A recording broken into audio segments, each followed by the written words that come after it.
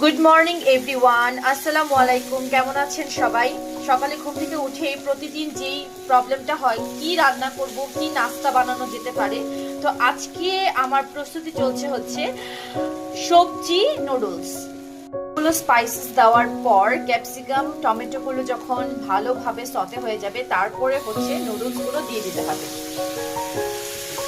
Noodles হয়ে যাবার আগে আমি যেটা দেই সেটা হচ্ছে এই গার্লিক পাউডার। আমার এইটার ফ্লেভারটা খুবই ভালো লাগে। দেন হচ্ছে আমি একটু গার্লিক পাউডারটা ছড়িয়ে দিচ্ছি। এরপর যেটা দিব সেটা হচ্ছে এই বারবিকিউ সসটা। এটা এটা নুডলসটাকে এত ইয়ামি করে। দেন এটা কিছুটা দিয়ে দিব।